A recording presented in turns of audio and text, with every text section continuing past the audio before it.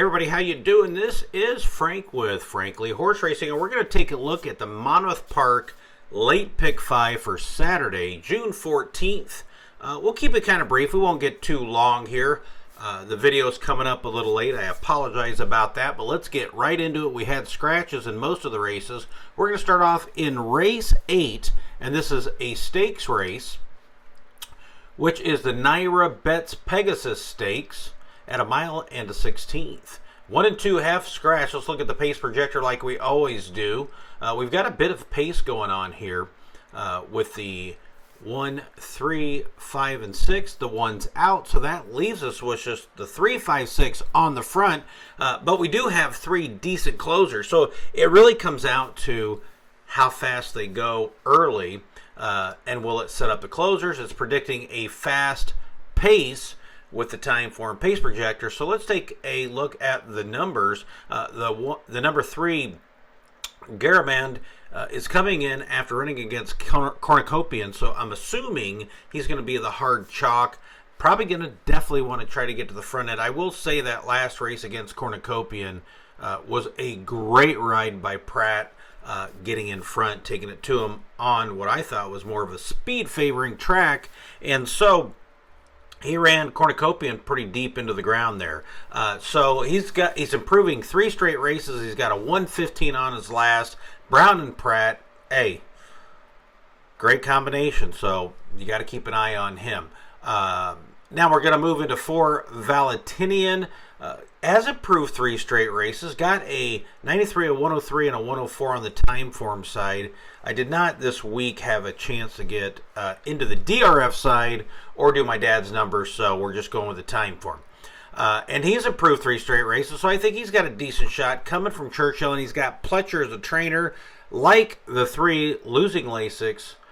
So we'll just have to see how he improves, but the race could set up for them if he goes fast up front. The 5-horse Bracket Buster had one really good number, a 116 in that Gosger race, which has been productive at Keeneland, but I'm not so sure. He might not be a step below. He's going to have to be on the front and losing Lasix also. So I'll let you know where I feel about this one, but number-wise, has a chance to be there, just not a good pattern that I like. Number 6, Wild and Crazy Night, has a decent pattern going. And his padding numbers, as you can see, running about the same number, so you know what you're going to get out of this horse, which in a lot of cases makes those type of horses dangerous, going from 6 furlongs to a distance race. So we'll see. Let's see how Ward is on that. Sprinter out. He's about a 61 in the time form. That's not a percentage. That's a strength number. He's a little better than average. Number 7 is Just Fair Shake, who has been running at Laurel, then moved to Pimlico, so kept it local there in Maryland. But I do like this pattern. If you look at his pattern, he's improved every single race. He is a closer. It depends on Monmouth if it's playing towards the speed, which in years past it has in many days. Let's see how he runs today. But I do like the way his pattern goes and the way the race is shaping up for him. And number 8 is National Law. I think National Law myself needs to improve quite a bit. So I think he's got to take a big jump here to get competitive. But it's only his second race of his 3-year-old year, so he very well could do that. But let's take a look at my selections, which are up here. I like the 3 and the 7. 3's going to go out front. But I'm going to come down and take a shot with the 7 to beat Brown and Pratt in this one. I think the 5's going to press pretty good. So, sometimes you got to make a call on race day. When I get closer, we'll see how pace is holding. But right now, I'm going to take the 7 in an upset over the number 3. Those are my top 2 horses. And then the 4, the 5, can clean it up. And that's where I look in the 8th race, the first leg of the pick 5. The second leg is the ninth race. It is a turf stakes at 1 mile and an 1/8. Let's see, it's the Monmouth Stakes. So let's rip through this one here. Number 1, Scratched. Number 2 is a Graham Motion horse that, you just don't know how they're going to run from overseas, and he's a very good trainer with these, but I've got to wait and see what happens. Let's go to number 3. It's another Brown and Pratt horse. Very good numbers. last year and this year. And his last one was a 128, getting beat by Spirit of St. Louis, who would wax this field, as well as Mercanti on their average to best days. So I like what I'm seeing here. He's improving in his first 2 races this year, and then we're going to see his third. Let's go on to number 4, Izzy d'Oro. Izzy d'Oro is a step below for sure number-wise, definitely the number 3 redistricting. I think this horse would need to take a big jump and losing Lasix, so I'm not too excited about that one. Let's move on to the number 6, who is a little bit better. Ran at Monmouth last time, got a nice 118, and has improved 3 straight races, so that's a good pattern for Otago. So we will keep an eye on that one and see where he falls in the end. Number 7 is Signator, who's got some good back races, has made some decent cash, is improving this year, 3 straight races, ran in that last race against Otago, and honestly I thought Signator would run better that race. I'm going to give him another shot to try to improve in this race. Number 8 is a very good horse running for Schultz, who is a decent trainer that most don't know about. Got decent numbers last year, is an 8-year-old. How much more can he improve? He ran very good last race. So the 6, 7, and 8 are pretty close to me in how they run and how they do. So we'll have to see how that goes. Number 8 is, or excuse me, 9 is Brooklyn Guy. If it comes off the turf, they get the rain, then you're going to have to account for this one here. So let's see how I ended up coming out in this race. And I think everybody's going to know. I'm coming out to the 3 redistricting. So I've got the redistricting in this race. He tends to not win with good numbers, as you can see here. Even last year, really good numbers and just never got across the wire. But I'm going to give him a shot and have to use him as a single here. He's going to be short of price, and that is who I'm going with. If I used anything deeper, I'm going to use the 6 and the 8 as my B selections, basically. So that's where I'm sitting at on this. I'm going to single that. So in I'll go over the final numbers, excuse me. So that was the 8th race. There's the 9th race. Now we're going to come into the 10th race. This is a dirt one. Let's take a look at the pace projector. It looks like 7 and 9 have a pretty nice advantage. We've got the 7 and 9 with a decent advantage, and 7's pretty fast on that front end, and we've got a couple decent closers in this field. This is at a mile, the Salvatore Mile, so let's take a quick look. Trademark has been a good horse last year and had pretty decent numbers, as well as going all the way back to 23. How will he handle Monmouth? We'll see. But I mean, if he comes back ready to run, number-wise, it says he can compete. So let's move on to number 3, which is Tuscan Sky. This is a decent little field, actually. Tuscan Sky, a Pletcher horse, has had some good numbers this year. He's improved a 107, a 111, a 116 into March. They put him on turf, and they're bringing him back to dirt. I think with the Monmouth experience back here, we know he can run at the track. It was a longer distance, so we just got to see how he can come back to a mile. But he does have back numbers, and he's got Pletcher, and I don't mind Frankie Pennington at all. Number 5 is Surface to Air. Surface to Air, again, is running for the first time this year as a 5-year-old. I think he needs to step up. He has run at Monmouth before. I don't see anything that absolutely stands out to me. I do like that trainer, but his top number just isn't good enough yet. But who knows what he might turn today. And by the pace projector, he will be coming in the end. So let's gonna move on to number 7. Number 7 has a 126 on the front. So this horse will be out there winging. How long can Nelson Avenue go with Camacho? We're going to find out. I feel like he's got to go really fast to get there, but he is getting numbers that compete in this field getting beat. So if nobody goes out and pressures him real hard, he may get brave on the front there with Camacho. Number 8 is Awesome Ruda. Awesome Ruda has not had the numbers at any time to win this race. So losing Lasix, not really competitive numbers, step up in class. Everything to me says it's a no for me. Number 9 is Bishop's Bay. Bishop's Bay is the horse to beat. He is going to be the hard favorite. As in the last race, you're going to have a hard favorite. But I think that one's more beatable than Bishop's Bay. If Bishop's Bay comes back and runs his race, his numbers are clearly better. His back class is better. You've got Cox and Pratt. So I think this one is a single. He's going to be tough. But if the 7 goes out and really sets a real fast fraction and he tries to battle instead of laying off, it could get tough. This could be a trip-up race, but for me, I'm just seeing the 9, Bishop's Bay on top here. My selections over here. I'm going to key that horse. So it looks like I'm going to bet more with fewer horses and hope I can hook up in this pick 5. 2 races left to go. So let's jump into the 11th race. It says it favors front runners. Let's look at the numbers. 4 and 5 scratched out of here. There's nothing real fast on the front. It's a mile and 16. We've got better closers than front end.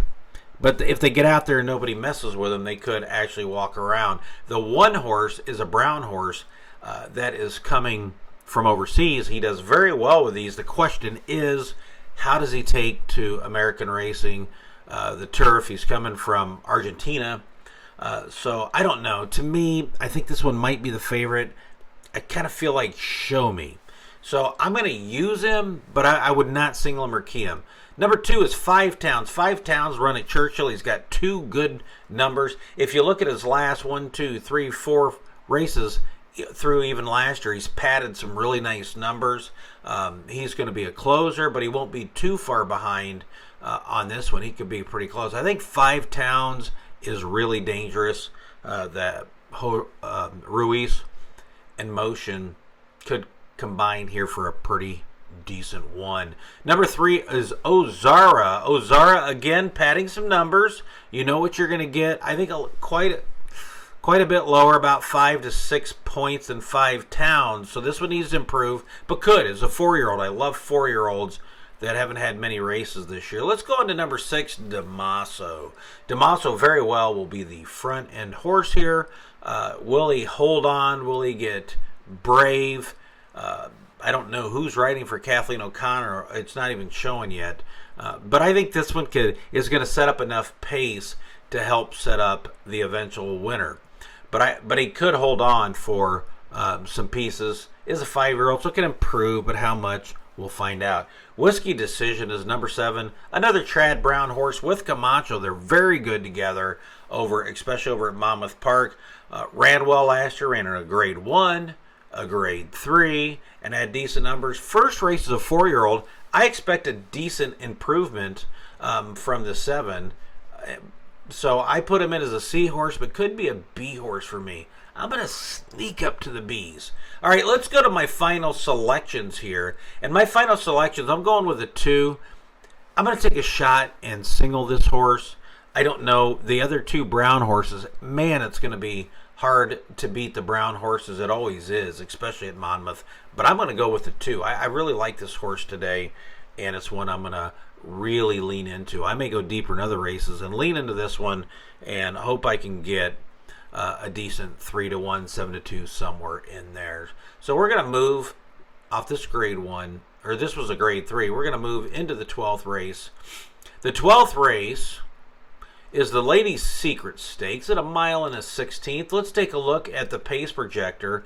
5 Dream Concert has a chance to have a decent lead there. 4 is showing up here, but a scratch.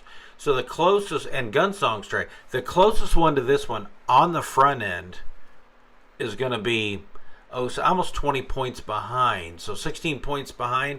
So let's see how the numbers look from here. Number 1 is a Colt. He's going to be your late pacer with Brown and Pratt. Again, 27% on the year. They ran against Tarifa last time in a grade 3. Last year, got as high as a 122 in the Idiomatic race.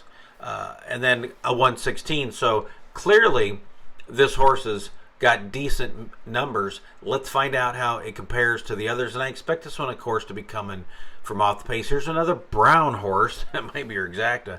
This is one with Marin riding. They've already run at Monmouth this year. It was a lower class, I think, than this race. But pretty close. Ran very good. It was slow on the front end, as you can see here with all the blue. This horse has been running at slower front races. Topped out at a 110 earlier this year. Ran a 109 last time. So I'm going to have to see the rest of the horses to see how it actually comes up. Number 5 is Dream Concert. Dream Concert is coming from Gulfstream Park. Will be banging on the front end. Loses Lasix. O'Connell has Concepcion here. I like Kathleen O'Connor. She's a good trainer. And we're going to have to see how much this horse can actually improve. The 108 and 110 puts it in the ballpark, so it might be a long shot for you. We'll see how it goes. And then number 6 is Gold Strategy. Gold Strategy, again, won at Monmouth with a 101, losing Lasix. That, you know, if this horse wins, I lose. Should not be fast enough, but he has run on the track this year. Number 7 is Majestic Ops, Warden Castillo. 113 off his last one. He's improved 3 straight races. And I believe this one, and that was at Oaklawn. So the Oaklawn horses have kind of shipped good, and they haven't shipped good. As you can see, he ran a lot of races at Oaklawn, and that's kind of what normally happens. Majestic Oops, I think, has a very good shot at running well in this race. If it keeps improving, let's see what kind of... well, this horse runs a lot, actually. Workouts, 1, 2... Been pretty had a couple workouts over the last couple weeks after getting a break, which it needed. But I think if this one runs to its high and top ability, it's got a chance in this race. So let's go to my selections. And my top selection is going to be the 1. Again, probably going to be the favorite. But a colt should be able to handle this field. Doesn't love to win, so it might lose. It's the last race in a pick 5, and crazy things to happen. So sometimes I tend to go a little deeper in the last race. But if you're asking me just now, who do I think is going to win? That should be the horse to beat. Number 1, a colt. And I should have had Catherine Wheel. I think Catherine Wheel has a good shot to be a B horse in here. If I go deep, it'll be the 137. We'll see how the track's playing. But basically, the 1 is my top selection. So here's my pick 5. I didn't type it out. I didn't write it out. I didn't have time. So here we go. In the 8th race, I'm going to go with a 3-7. I'm going to use 2 horses there. On my secondary ticket, I'm just going to single the 7 and hope that he can get home and beat the 3. But I'm using the 3 and the 7, Grammond, and just a fair shake. In the 9th race, Turf Stakes race, I am going with the 3. Redistricting, doesn't love to win, but the numbers show me this horse should be able to roll today. We're just going to have to see.